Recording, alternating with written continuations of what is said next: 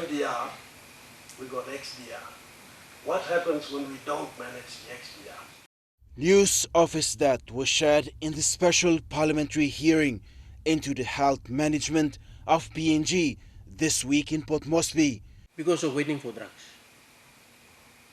We had to wait for betaquilin to come, and it took us quite some time to actually get a new drug into the country. And by the time the drug arrived, the patient was not in the condition to receive the medicine, and we lost him. And this is an example of one of the challenges that we faced. Provincial TB health physician Dr. Stenard Hiasihri told the inquiry multi-drug resistance TB cases continue to increase since detected in 2008. 249 cases recorded in 2014 was an indicator of a high rate of person-to-person transmission. So as of 6th of November this year, we have registered 103 cases for this year as MDR-TB, of which 40% are primary cases.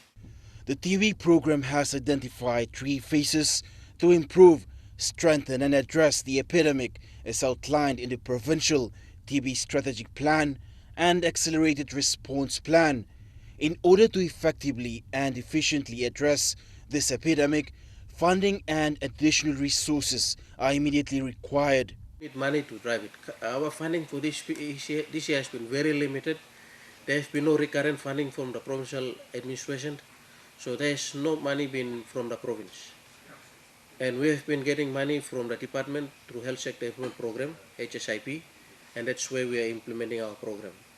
So, and for the phase 1 that we said, we're still waiting for that 17.7 million kina. So there's no money, so there's no. Daru is the epicenter with transmissions of primary cases occurring both on Daru Island and communities along the coastline from Fly River Delta to Mabudawan in the west. Clinical responses so far has been coordinated well but not sufficient.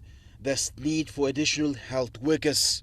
If you don't have the human beings, if you don't have infrastructure in place, you don't have the support and logistics, and you don't have the technical expertise, then you can't do anything. Yes, we can say that we have progressed, but it's small, I would say.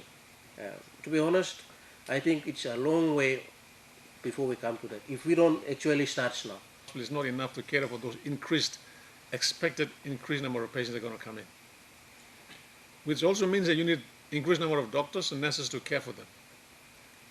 Which means that you need increased number of drugs to treat them. And we're talking about getting also prepared in a very effective way for the next 6 months. We're not talking about we just can't wait. Mabudawan village in South Fly district shares a border with Australia and Indonesia. This wetland is only accessible through sea transport. It's one of Papua New Guinea's neglected villages which hasn't received much assistance from the national and provincial governments. In May this year, MTV visited Mabudawan with a special parliamentary committee on public sector reform and service delivery on a fact-finding mission. Health service is relatively poor.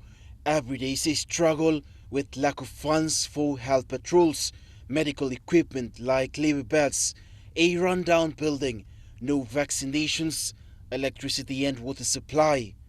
Country that used to help us, it's Australia. We just moved them across to Saibai and they help us because they know our situation.